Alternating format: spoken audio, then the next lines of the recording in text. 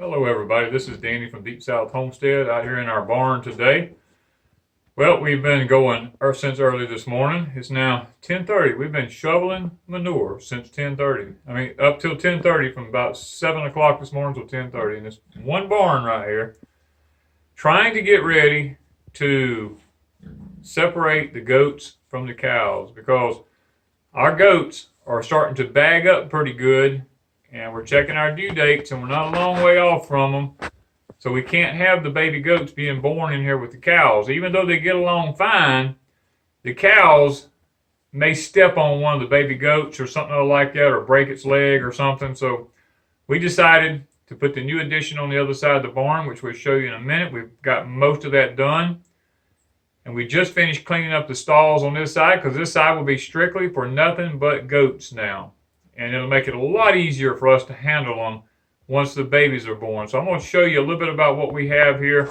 Now, this place where I'm standing is how we come out of the barn right here. This is where you go into my barn. We have a feed room right here, / milk room if we need to milk the goats in there on the stand. Right now we have the stand out here training the goats to get on the stand, so that if we have to move it in here to do the milking, then they'll already be familiar with it. So when we come in this gate right here, we usually close it behind us. They're all self-locking gates. That way we don't have to worry about a gate behind us coming undone. They automatically lock themselves. Because with goats, you better have a self-locking gate for somewhere you don't want them. We're going to come on into the barn here. This is our alleyway through here where we actually can funnel the animals in. We have a stall here now. We can come over here, we can open this up. I have a hay system set up there.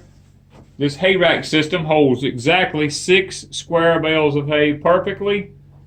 The goats can reach right up, pull the hay through the wire racks right there, and it actually works really well for them. And if I need to close a goat up in here at night, should she be with just her baby, or if she's fixing to have a baby, I can put her in there and keep her away from the other goats. There's also a second stall here. I can open it up.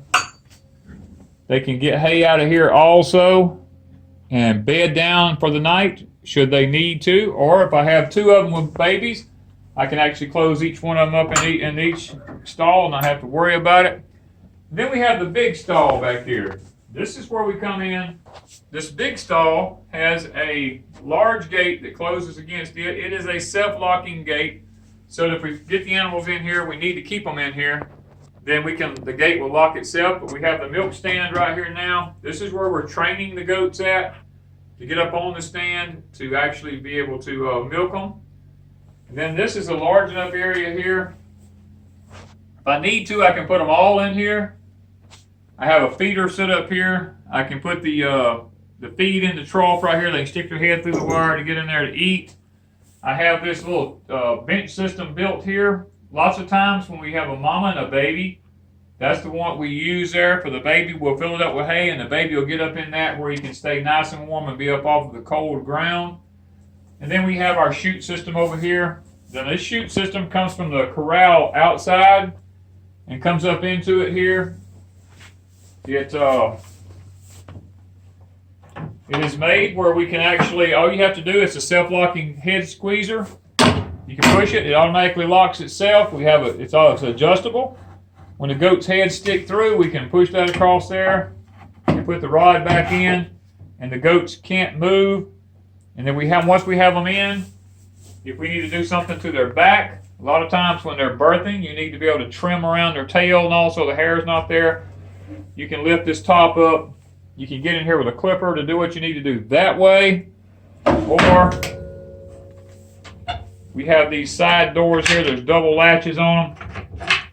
If we get here on one side, we need to trim the front hooves. We can get here to trim the hooves, or if we need to trim the back ones, we can open this door here. Or if we need to do any type of vet work to them or anything, all that can be done from this little homemade chute system that I made here. So I guess that's about all in this particular part of the goat barn. What we'll do now is we'll take you over to the cow side and we'll show you what we've got done over there and what it looks like. It's kind of semi-finished. We still got to get the metal to go on the outside, but we've got the cows in there and they are loving it.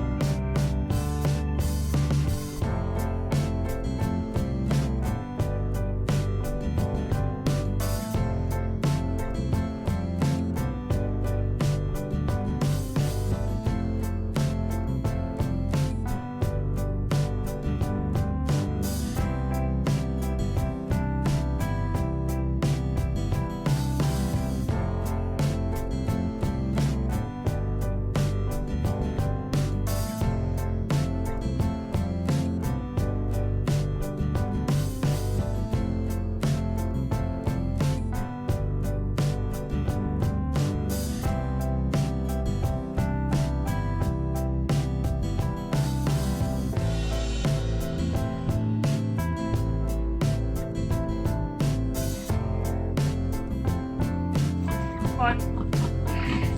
Come on here, boy. Let's go. Come on here. Let's go. Come on. Woo! Woo! Come on here. Woo! Come on.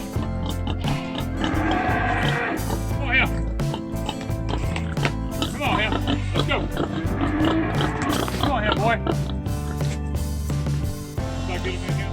Go take Kate. I'll take him there.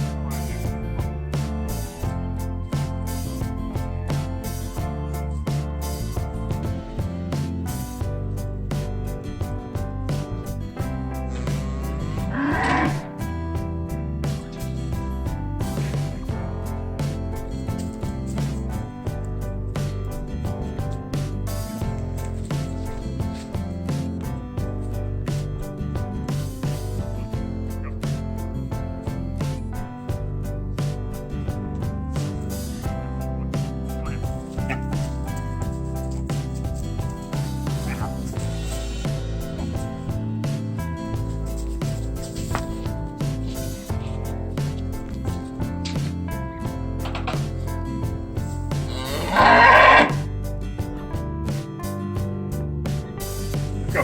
Come on. Come on, in here. Come on. Come on. Come on. Come on. Hank, no. Come on, let's go.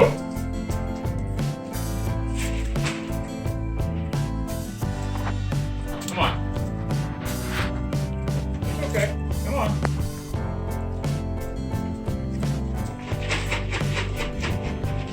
Come on. Okay, boy. Come on.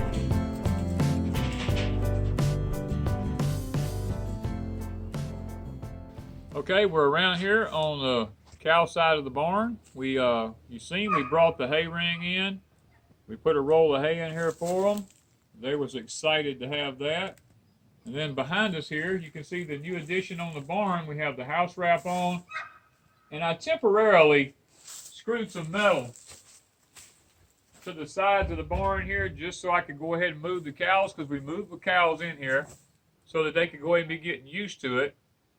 Now, we are going to be getting the metal in this coming week to actually finish the barn up. It'll be done on the outside, get all the metal on, and I'll show you on the inside if we made a few more changes in there. Okay, we've got the other part of the stall wall up here.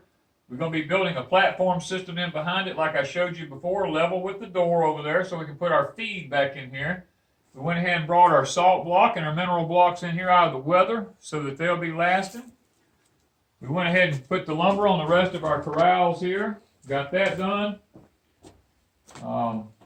We just threw the feed bucket in the floor for one of them to eat out of. Of course, the other one here, we had the feed trough in it already that we'll be leaving in here for the cows. We're not turning them into this other section in here just yet because I've got to actually build that platform over there, put a gate in over here, and build a milking stanchion in here for cattle. It's just one step at a time, guys. When you do these big projects on a limited income, you just literally have to take it little by little until you get there. Now this wall behind me still has the house wrap on it, but we have screwed some metal at the bottom so that the cows can't push it off. And when the metal comes in this week, we'll be putting the metal on this wall also. And when we get the metal on everything, guys, we'll be so happy. We'll eventually have the outside part of our barn construction over with, and the cows will have a place to stay here and be out of the bad cold weather with the goats on the other side. And when our cow gets ready to have her little one, she'll have a stall over here all to herself for her and the baby calf. They're loving it. They're in the pasture now, eating on the ryegrass. So, guys, we just want to take you along on this new journey of separating the cows from the goats during birthing time and rearing time of the young animals. We felt like it was safer and better for the livestock to do that. On a homestead, infrastructure is everything. So, guys, thank y'all for coming along with us on this, and thank you from Deepsouth Homestead.